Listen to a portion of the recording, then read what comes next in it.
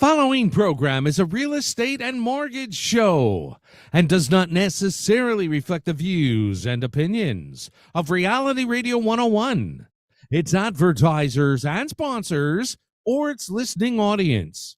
Listener discretion is advised.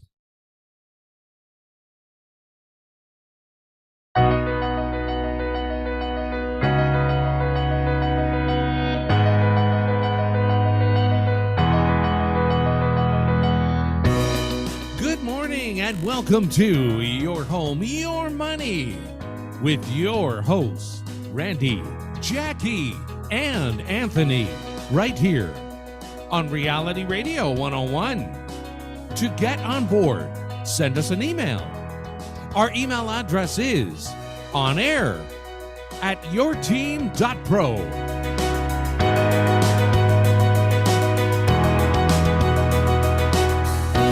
And now, ladies and gentlemen, right to your hosts of Your Home, Your Money, Randy, Jackie, and Anthony. Good morning. Good morning. You guys are still on mute.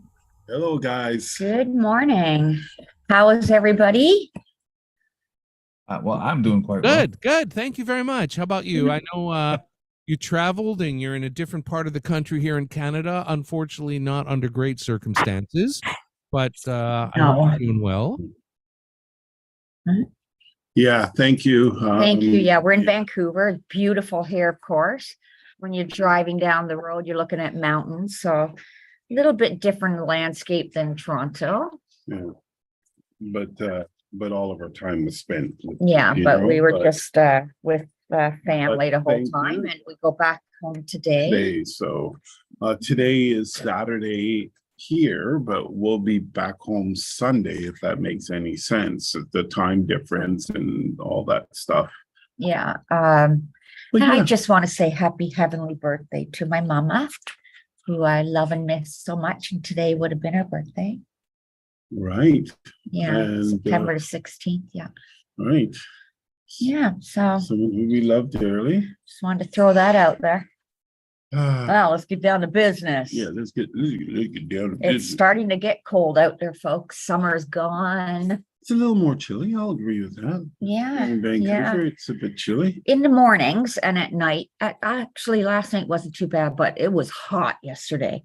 It was in the high 20s here. It didn't feel hot to me. Had my It was- jacket on the whole time. I was. You never don't hot feel that once. though. You don't feel it. I guess it's that super. Or maybe it's my cover hot that I have. flashes. I don't know. It was superhuman, wouldn't you? So you said you're cold. Shouldn't you be warm if you're superhuman? Yeah, you did just say that it's chilly. You talk too much. Sorry. I use reasoning sometimes. My bad.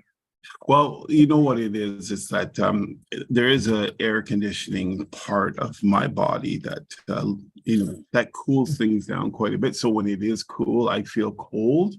But it's nothing I can't handle. So don't worry about it. Following program may contain adult language and get it? You're part of your body. Get it? Oh, Part of my geez. body. Okay. Okay, Gary. All right. Then. So you know what? I wouldn't mind getting down to the market, but Let's go shall for we it. do- the marketplace is really interesting. We're gonna, it's good. It's definitely by next week we'll be able to figure this thing out to see the trend that is going on. But right now, if you really want to know what the trend is on the ground, if there's one word for it, it would be inventory.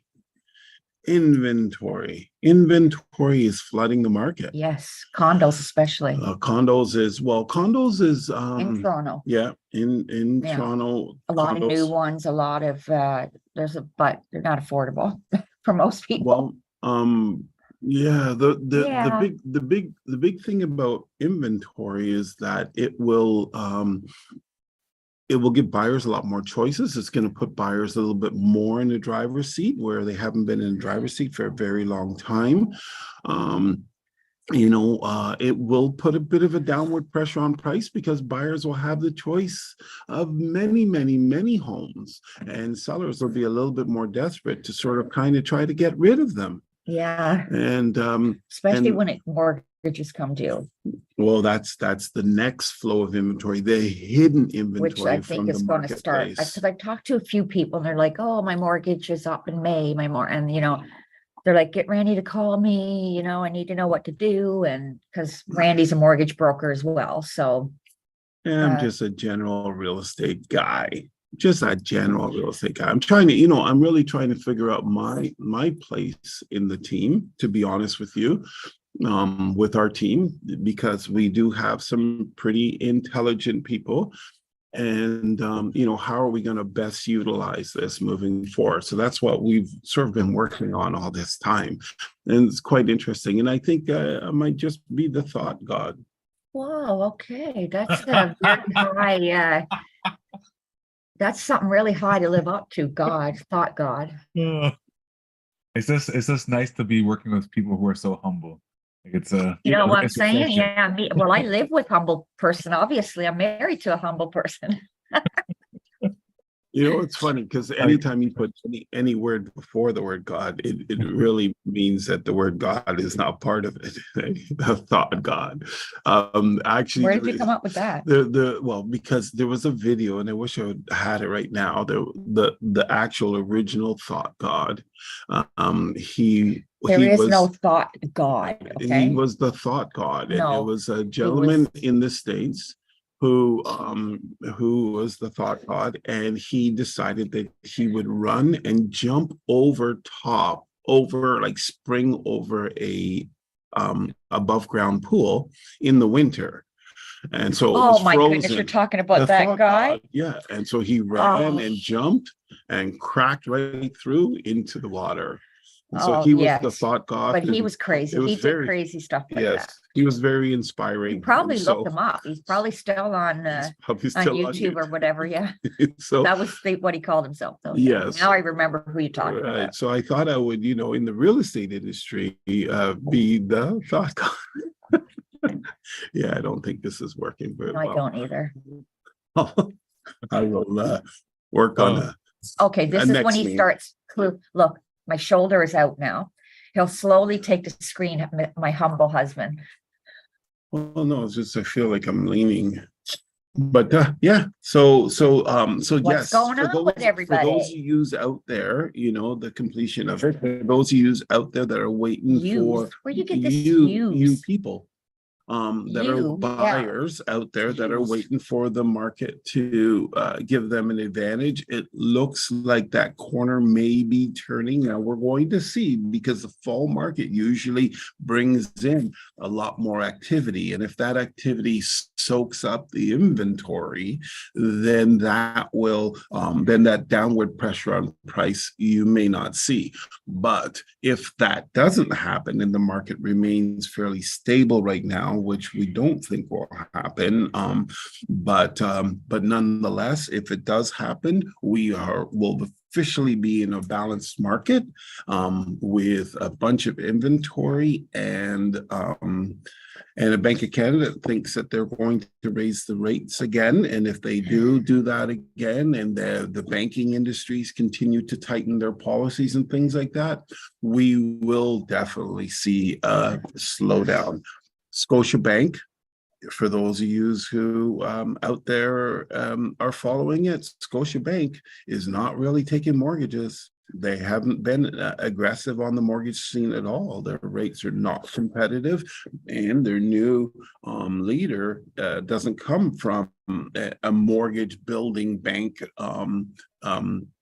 background. He comes from more of a he wants multiple products to be the way in which they run their business. So they're not looking for someone who's just looking for a mortgage. They want someone who's looking for a mortgage. They want someone who's looking for a full portfolio.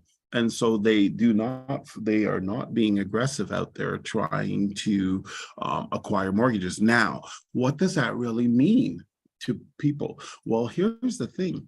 When the banks, because don't forget the regulators, OSFI, the Office of Superintendent of Financial Institutions, the regulator of the banks, is right now working on legislations where they're going to limit the amount of mortgages that the banks can have inside their portfolios, as well as reduce the exposure that they have. So so they won't be able to they'll have to have more cash on hand, which will reduce the amount of money that they can lend out. What all this means is that there's going to be less money floating around out there for people to buy houses with. That's when the real problems have happened. I'll be honest with you, this is only my opinion, but here's the thing. The worst part of a recession, I don't believe, is the recession itself. The worst part of the recession, in my opinion, my limited supernatural opinion, is that Forgot God, like it got well, no, it would be thought God. I wouldn't want to do it. But anyways, the real threat is the flow of money.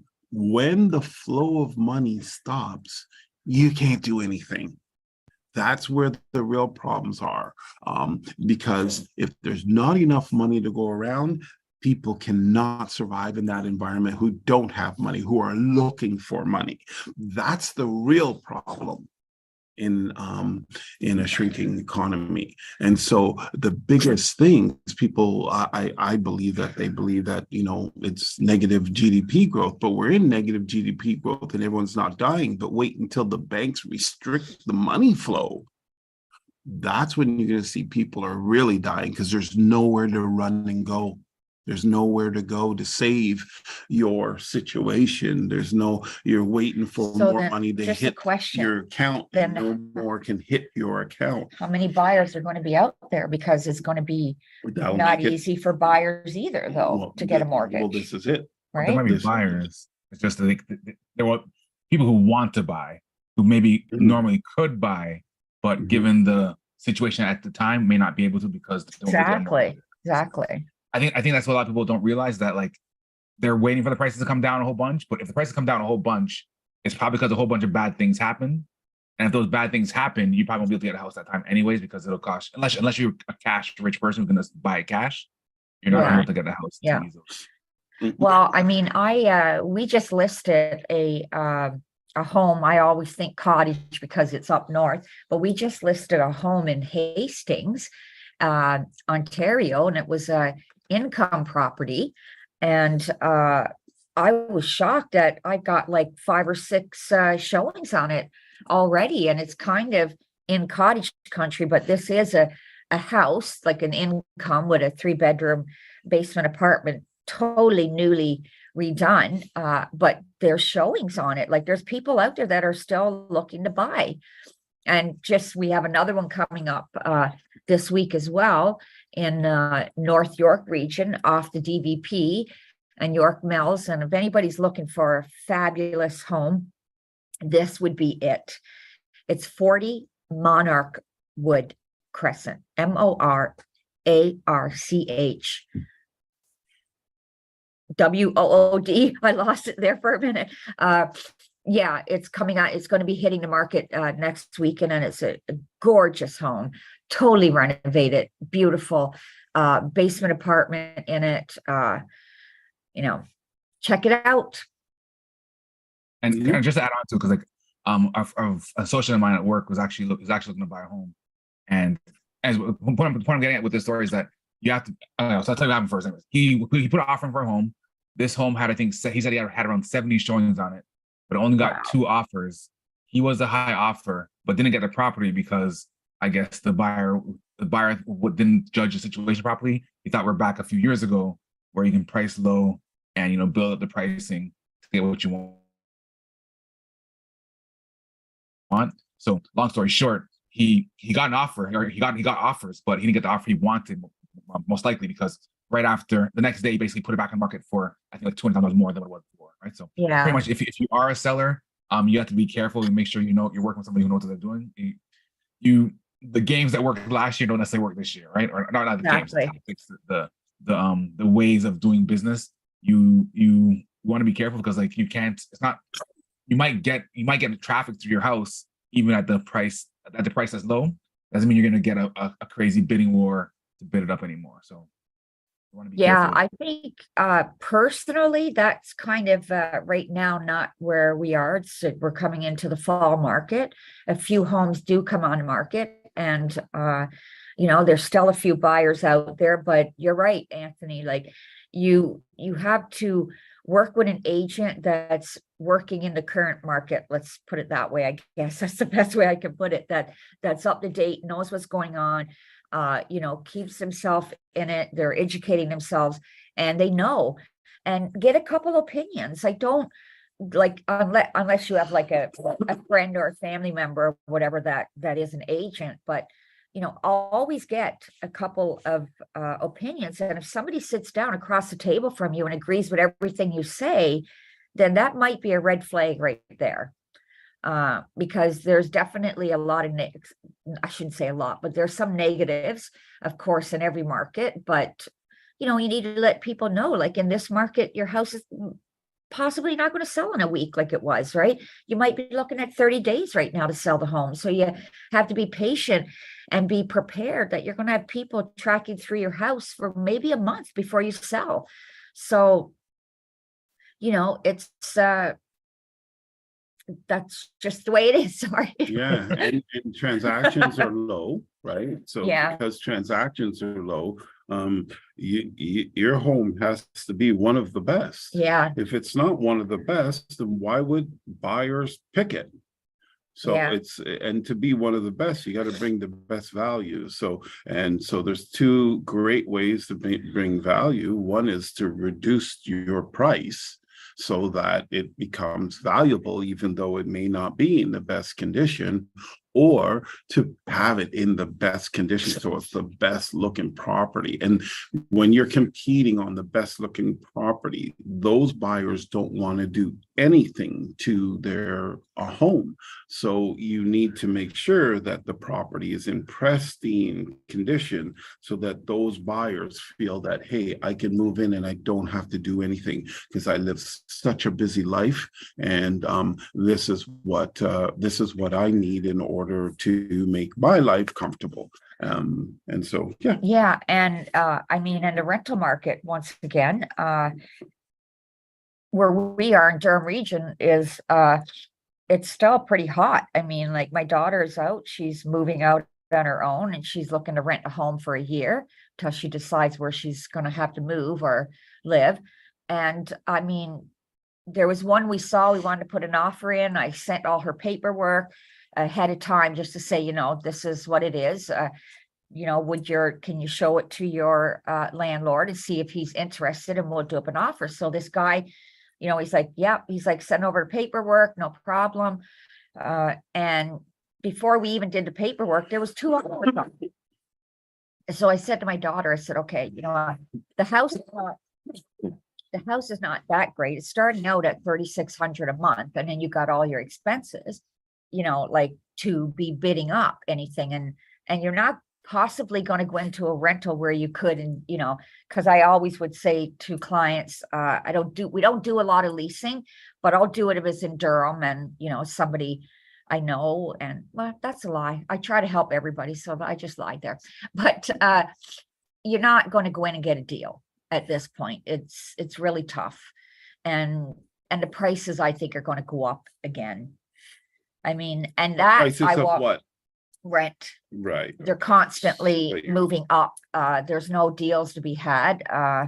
So it's like my husband said to me, oh, is there any chance, because we're doing an offer on one, we're meeting a landlord tomorrow for her, and it's $3,600 a month rent. And he's like, oh, is there any negotiation? I said, no, there's no negotiation. And especially with this one, it's a brand new townhouse. Everyone's going to be after it. It's absolutely gorgeous. Hardwood everywhere. I'm like, no, there's no negotiation. And that was the other thing I was going to say. And it's also going to lead into my article. But the other thing I was going to say, when you sit down with a realtor, you need to ask them. It's not just about, you need to ask them, how are you marketing my home? And how do you negotiate? Because I'm telling you now, the most important thing in any market, but especially in this kind of market, is to have an agent that is a good negotiator. People go sometimes for the agent that tells them, you know, oh, I can get you this price, which is high. And they'll go with them because they're all excited and like, yeah, I'm going to get this money. But then they don't know how to negotiate anything. So they're not really getting the money. They're going to negotiate down. So it's very, very important that you have somebody that knows how to negotiate, because when it comes down to it, the negotiations, if it's a really good person, there's no money left on the table. And what we mean by when we say no money left on the table is that you got the absolute every penny you could get out of that buyer. And I think that's really important. I just wanted to throw that out there because we were kind of talking about that stuff. So that leads into my next story, which is about rental, but it's this one's based around students, not only international students, but some local kind of students that are, you know, it's too far to travel every day for them to go. And Humber College and Georgian College are now, and I do believe I talked about this a few years back. It may have been when we were doing our other show before COVID. I talked about and it was like big in the Atlantic, so like down east, like Halifax and places like that, where you know, was more, I don't know, I guess people were opening their doors a lot quicker because they're real nice people down there.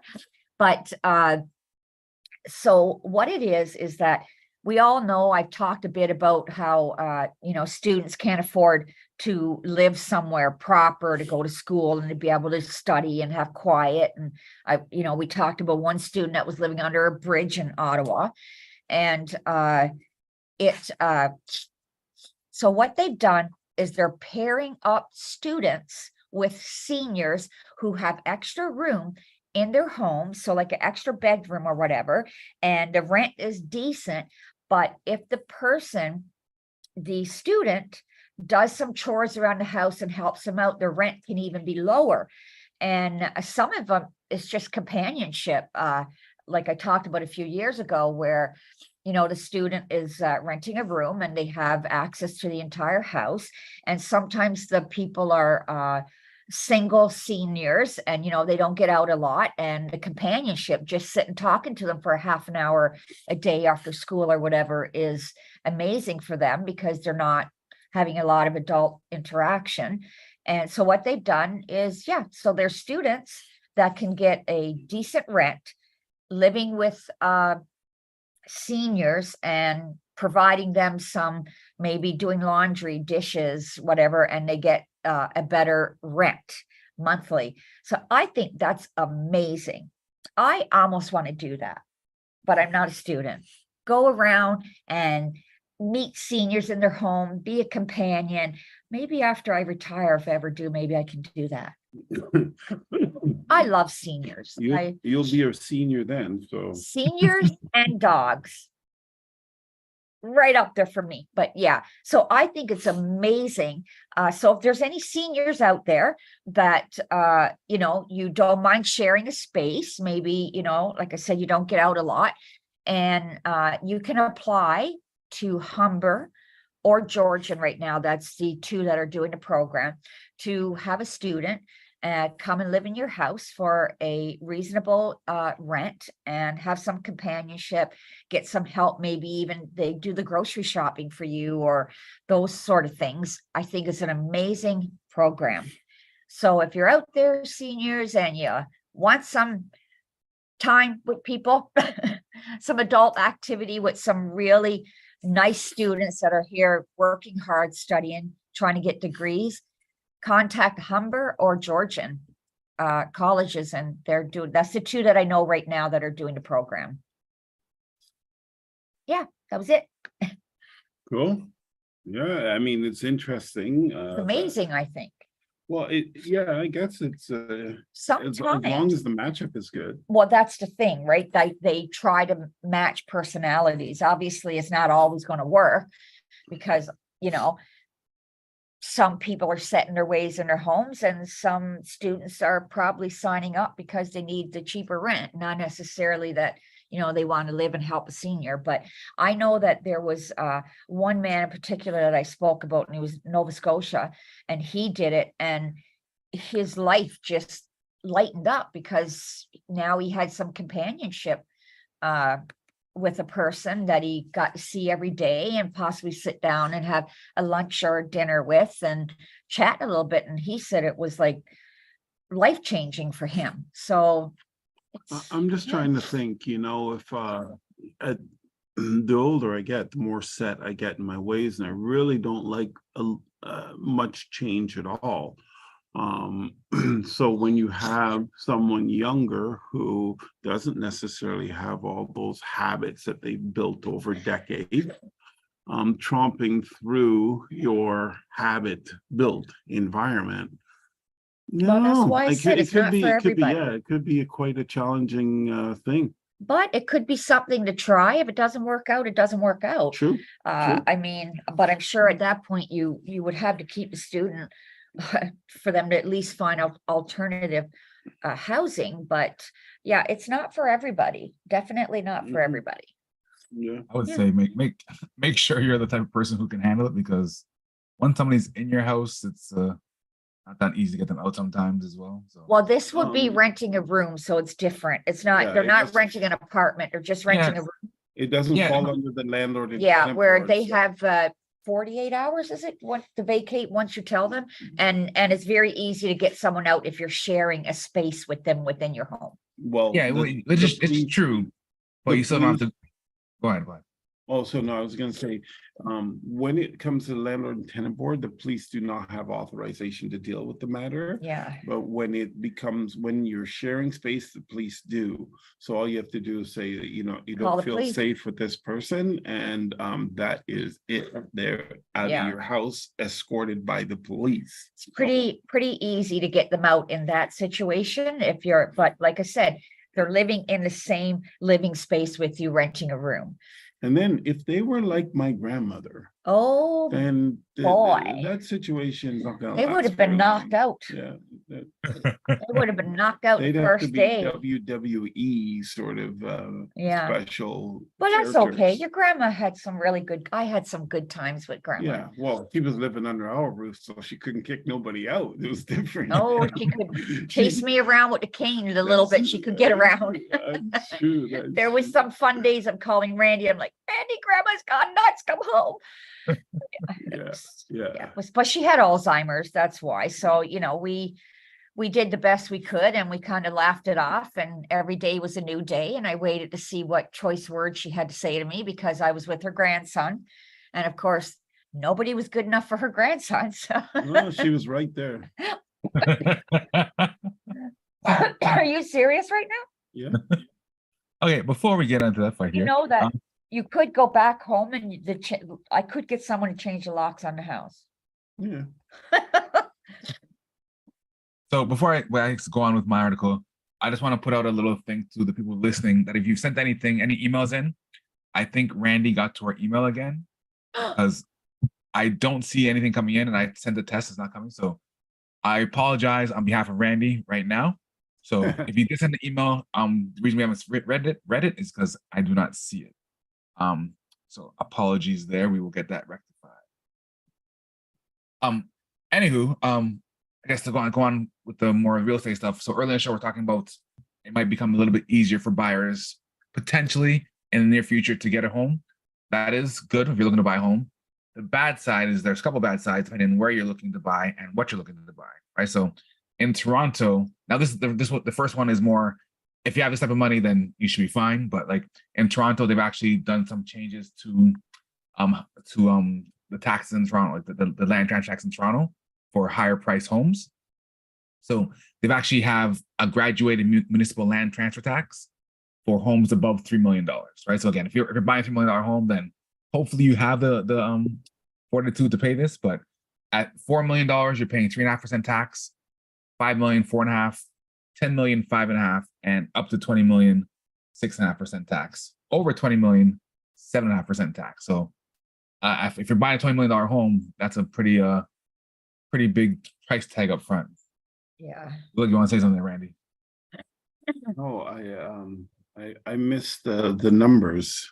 Oh, the numbers: Hmm. 4 million, 3.5%, 5 million, 4.5%, 10 million, 5.5%, 20 million, 6.5%, and over 20 million, 7.5%. So basically between 3.5, 7.5, above 4 million, and Luxury tax. yes, basically luxury tax. Yeah, for those who I guess can So afford it. you have to, and that's in Ontario or in That's in Canada?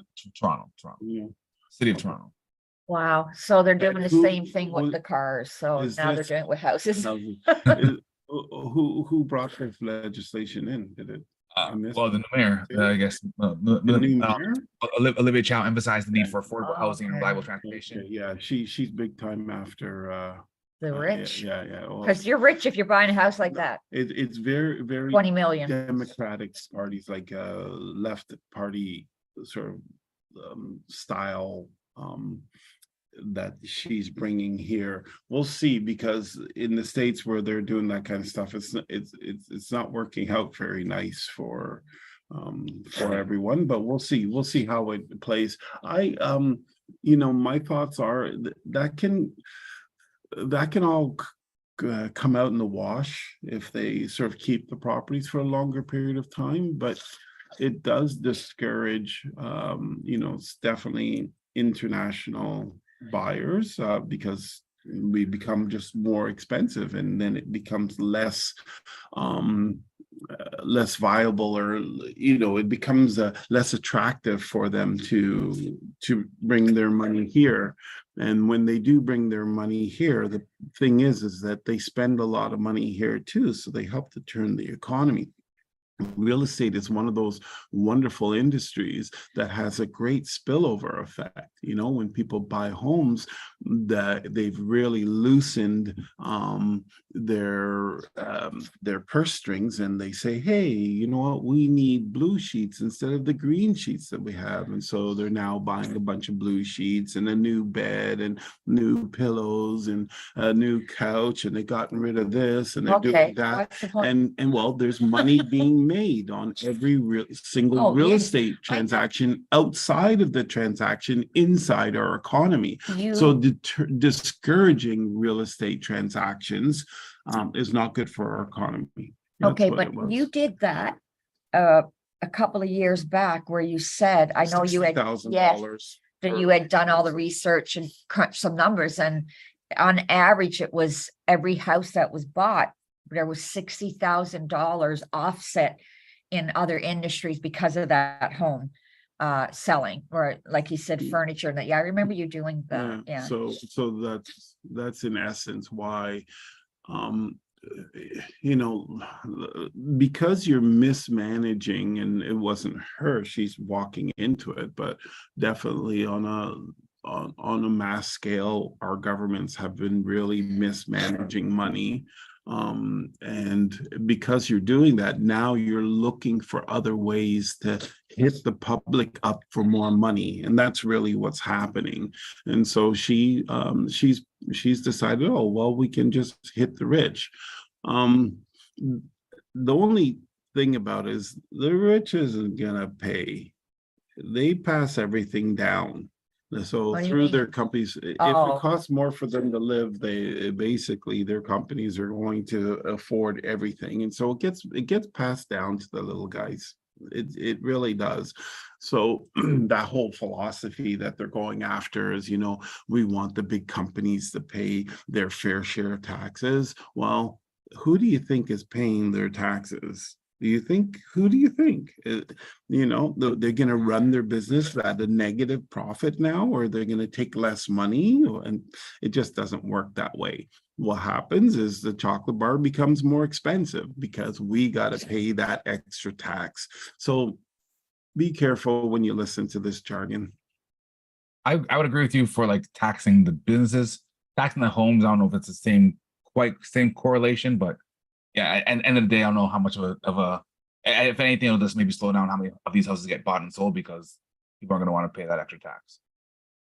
And yeah, well, I mean, there was one guy who did a video, and his video says, oh, if you earn X amount of dollars, you pay 50% tax. And then you get your money and you go and you buy stuff and you pay more tax. And then, and then you buy a house and you pay more tax. And it's like, when you really look at it, what percentage of Yeah. your income are you actually trying to live off of? And then Probably don't really want to know, because if we all knew, we'd probably get pissed, because we're like, I'm sure it's like 50-60%. It's something stupid. Yeah. Well, if you're already at that tax bracket. Well, let's talk about when people get desperate, the things that they'll do. There's this couple in California that got evicted from their home that they have been living in and paying for 2 decades, so 20 years. They came and they got the eviction notice. They got kicked out. They had nowhere to go because they're retired, obviously, and they can't afford to buy a home, and they can't even afford to rent. And guess who? How do I say it? Guess who? What's the word? Guess who did this out from under their feet? And let's say this, they had no idea. They had been paying their mortgage payments, everything. It turns out that when they bought the house 20 years ago, they bought the house with the son's name on title with them. The son told them at that time that there was no need for them to go on title. It was fine, just him. So they weren't on title. It was the son. So they got an eviction notice from the new owner that the son sold the house to, that the parents didn't even know. So I thought, wow, that's just like, what kind of person are you to do that, right? That's strange shit. Yeah, so apparently then I read a little further, and they're saying that $36.5 billion a year in the US is financial abuse. That's what it adds up to for elderly.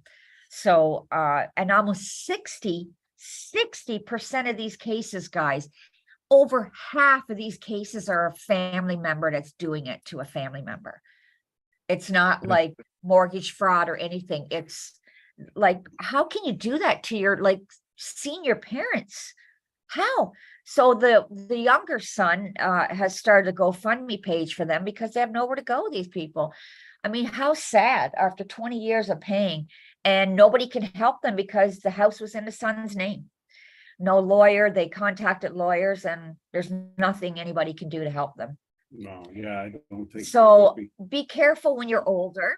And I mean, it's sad to say be careful of your own family, but you need to consult a lawyer if you're doing anything with your money, like transferring titles or anything.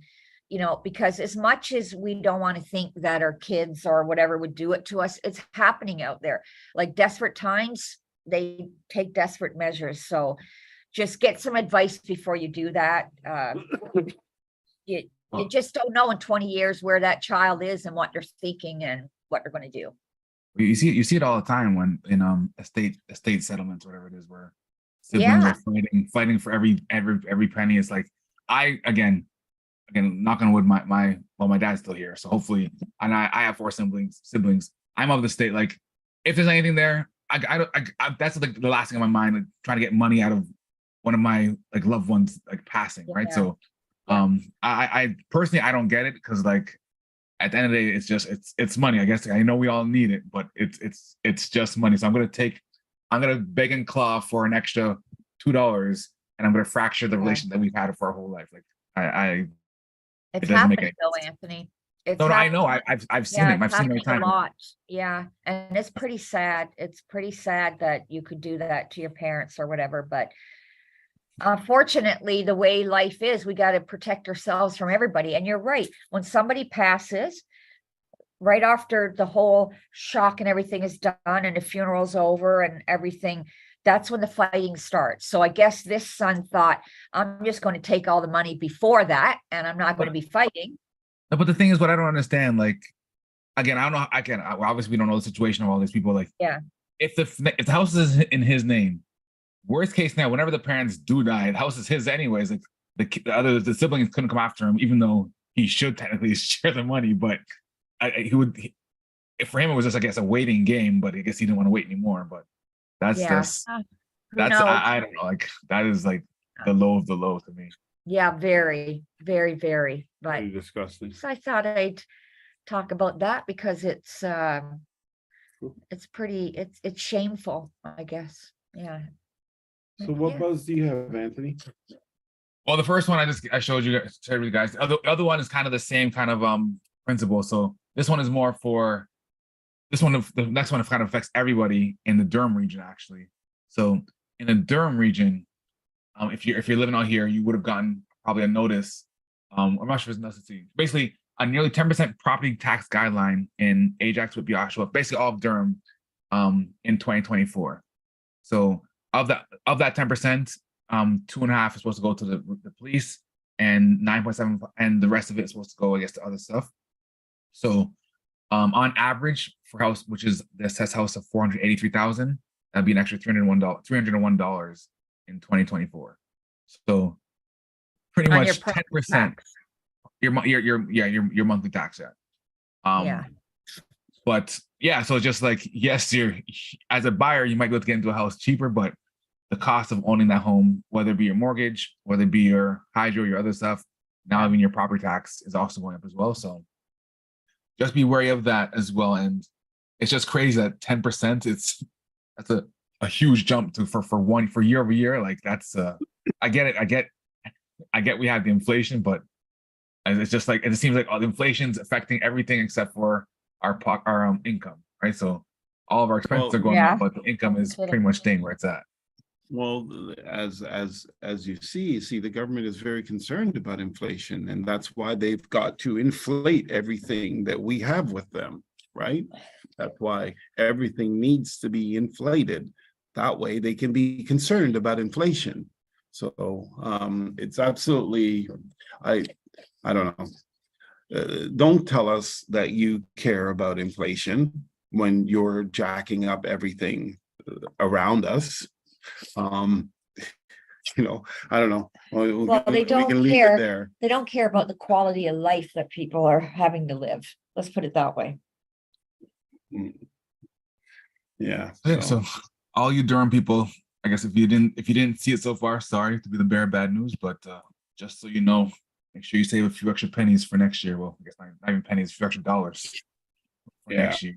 Because even like, yeah, property tax, because when I used to own a home in Scarborough, the difference, I'm not sure if it's the difference still as vast as it was, but like it was, I think out there, again, relatively speaking, it was like a much cheaper. I'm not sure percentage wise cheaper, but for the same size home, same size property value, the price out in Toronto or Scarborough where I was drastically cheaper than it is in Durham. Yeah, it's cheaper. It's cheaper in the city, the metropolitan, and it's just because of density, right? They have more homes, and therefore they bring in more money. And in the suburbs, we're getting pretty dense. We're getting pretty dense out here as well, though. In Durham, Yeah, that's what I was getting gonna say. there. But how is there more and more homes? We barely have any grass coming. More and more people are moving to Durham, but our taxes are going up. Jackie, it's not a concrete jungle. It's not a concrete jungle. We do not have the density that. But it is bad. It's getting Ajax is really bad, hey, because I was listening to a guy that went up at a council meeting, and he was talking about all the costs and everything, and like the money is not really going where it should. So why is everything going up? But I don't know. I guess that's, you know, a question for you. Question for you guys, for the apartment buildings. I guess this, the owner of that would pay property tax on the whole building, correct? Or I'm not sure if you guys know how that works. Oh, like, are you talking about a condo, or are you talking about a building? Well, even let's say an apartment building, like whoever owns that apartment building, like not the unit, but the building itself. Yeah. So with condos, the individual owners pay taxes, but with an actual rental unit, I mean, like a rental building, it's the owner that pays the taxes. So then what he's saying is the owner of the building passes that on to, or it's passed on to There is no owner of a condominium building other No, than units. It's he's No, no, speaking about, like rental units. Oh, That, sorry. and yes, that owner pays. Yeah, the owner of a condominium building are the individual condominium owners. Yeah, Yeah, yeah, no, I was referencing apartment, like not condos, apartment. Yeah, yeah, sorry, no, it was my bad. the owners, All right, cool. every case. My glasses are transitioning and they're getting dark. I'm So, sorry. so do you have any emails or nothing came in? No, nothing came in, so something's going on there, so we have to check that Yeah, out. after. something's odd because we Okay. usually, Okay, well,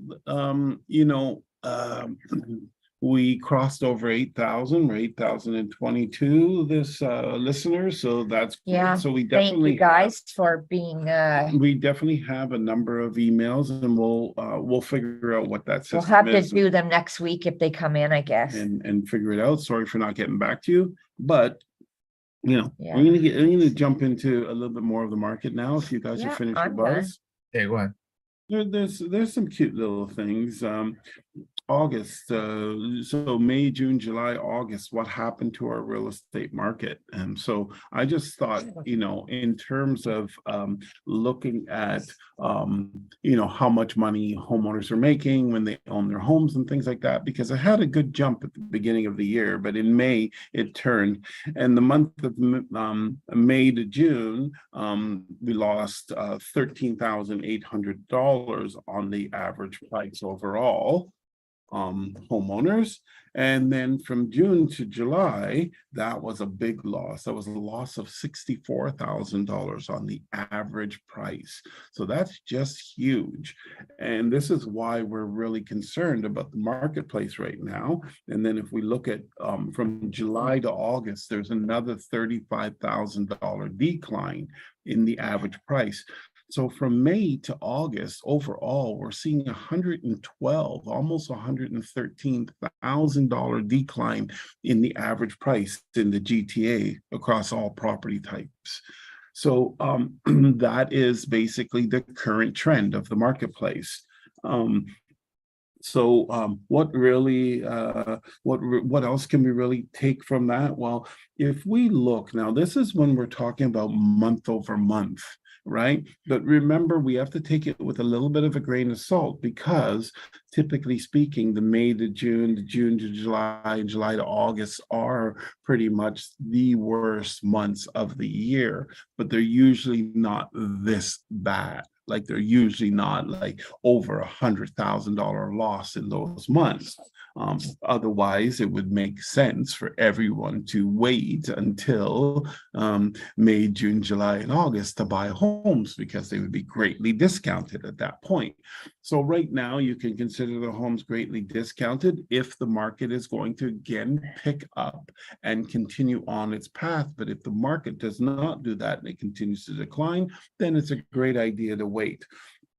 So if we're looking back here on the 2023 start of the year, and I wrote down some numbers here, we were a little over $1 million at the start of the year, $1,037,000, and right now we're at $1,082,000. So we are up from the beginning of the year $45,000, which is actually not so bad. It's just that we had a really good start, and then the summer months eroded 112 of that, because our start was like $150,000 over from January, February, March, April, May. We were at like $150,000 over the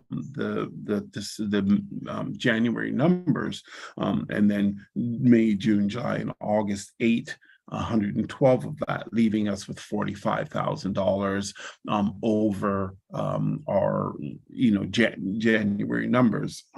So we are still in a positive, but really we're going to see what happens from this point on to really know what's going on. Now, when we look at it like that, that's when you look at it month over month, this isn't the traditional way to look at the marketplace. Traditional way to look at the marketplace is year over year. Year over year, we're doing okay. Last year, when we look year over year, we were up $94,000. But if we actually look month over month, we're actually down $191,000. So how do you really want to look at that? How does it play off? I think it's with real estate, it's better to look at it year over year. But you do have to kind of look, and well, one of the reasons why you want to look year over year in real estate is because it's more of a long play. I know a lot of the younger people are looking at shorter plays, like they're looking, oh, let me try this for 3 years or 5 years or something like that, when real estate is more meant for a 10 to 15 or 20-year play, and that's where your biggest wins are, or your sort of like guaranteed wins are. And why are your wins guaranteed when you look long term? Well, it's really kind of simple. If the price of bread continues to move up and the price of eggs continue to move up, the price of everything, the price of chips, everything is moving up. So as those things move up, the price of housing is moving up. And so over time, you will always be a winner if you're hanging out for a longer period of time. But when you're looking, short term, you are subject to the type of problems that we're in now. For example, if now is the time and you bought 2 years ago and now is the time that you had scheduled to move, well, now it's just a horrible time to do that. So that's where it wouldn't be good. But if you bought 25 years ago, now is not such a great time to move, but the time has weathered it and there's so much equity there that it doesn't matter. And so that's why real estate's important for it to be a long game. It's not a very good short game. It's actually gambling if it's a short game. As you can see now, anybody who bought last year or the year before, if they're turning around and selling now, they're going to have to open up their checkbooks to cut a check, right? So in the marketplace, as we had said, so the environment of the marketplace, here's what to take from it. For last month, sales were down 5.2%. And so that means that there's less activity in the marketplace. Now, remember, realtors get paid on activity, not necessarily price. Yes, they get paid on price, but believe me, there isn't a realtor out there that is as concerned about price as they are about activity, because that's where their living is. If the activity is down, typically the income is down. So the average price, the average sales is down 5.2%, but new listings and active listings are up. So what that really, and they're up like in the 16th percentile. So what that really means is that we have more inventory and less sales. So that on its own is telling you that the inventory is building up. The more inventory there is, the more choice there is for buyers, the less sales that there is, and the more inventory that there is.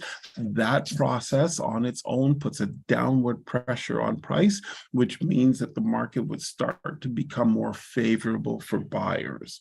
Okay, the average price really didn't move. It's basically sitting pretty much even. It was 0.3% up, so that's absolutely nothing, but it's sitting pretty much even with last year. And remember, last year was devastating, and it was a really bad time last year. So for us to be sitting flat really tells the market isn't really going anywhere in a price structure. It's moving up, it's moving down, it's moving up, it's moving down, and in the end, it's staying the same. The homes are moving a little bit faster, though, which is really interesting over last year's devastating year. And so, but you still got to give yourself 20 to 30 days in order to sell if you're one of the more aggressive sellers. If you're more passive, then you're going to find that your home just doesn't sell. Sales to new listing ratio and months on inventory are the two indicators that help us to understand if there is a seller's or a buyer's market. Now, Sales to new listing ratio is 51.1%, which is basically in the balanced market range.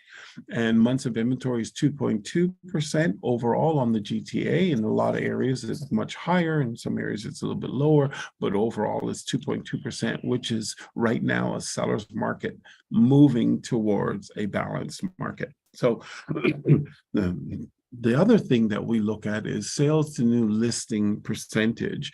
And that basically is if you put your home on the market, what price does it sell at? So right now we're looking at about 100%.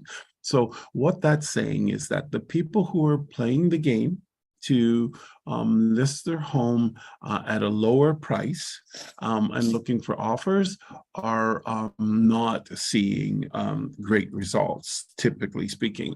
And people who are listing their homes high in order to reduce their price are not seeing great results. And the people who are listing it for a good value at the price that they would be willing to take are pretty much more moving their products. So right now in this current condition, and this isn't for all areas. There are areas that the list low and move the price up. There are areas where that is working. There are neighborhoods where that's working. And there are neighborhoods where you have to list a little bit high, but that's dependent on your competition. But overall in the market, the market is saying that you need to list where you need to sell and offer great value, and that seems to be the magic number. But remember that this is looking at the market in its generality. More specifically, each area, it's important to determine what's going on in those areas to really nail down what would be the best strategy for you moving forward. And we have 4 minutes. Do I need to take a breath, or shall I get on my next? I don't know. Do you need to take a breath? No? You can go. Okay, so one of the things, let me give this nugget out, and I'm just going to work off of some basic principles here. We got the principle of the properties that have sold. The properties that have sold, what that information is telling you is what successful people that have acquired the goal that you're looking to acquire, if you're a seller, have done. That is their prices, and that often is what buyers will look at before putting a price on tag on your home. So it's really, really important information. So the other important information is what's available for sale in your neighborhood. So what's available for sale will sometimes open up opportunities for you. So each neighborhood comes with its own set of kind of rules. There are, some people are wondering, well, why do the detaches on the other side of that street sell for $100,000 more than the detached here? It just doesn't make sense.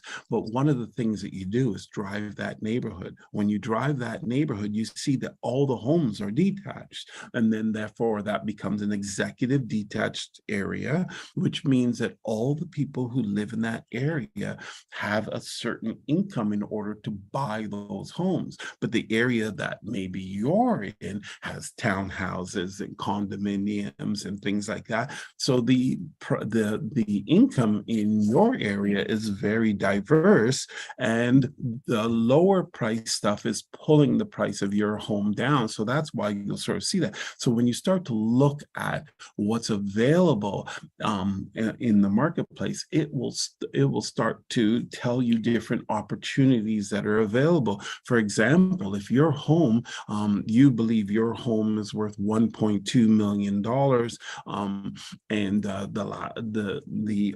there are no homes available for $1.2 million. They're all 1.3 or 1.4.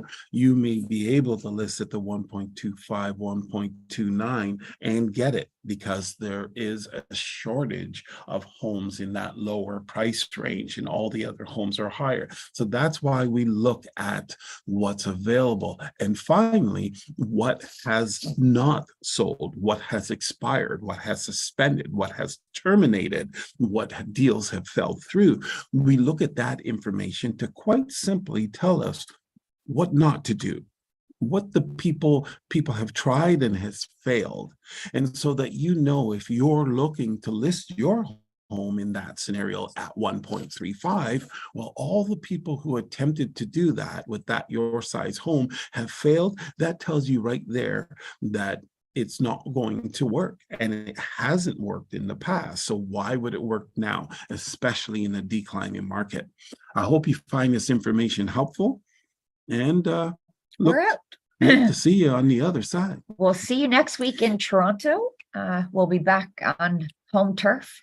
Yeah. All right, ladies and gents. If you want to catch the replay of this, check us out on YouTube search for Your Team Pros and catch today's show or our previous shows as well. We'll get the email fixed for you for next week. As always, it's been your home, your money, and our lives on realityradio101.com. Have a great weekend. Bye for now. Bye.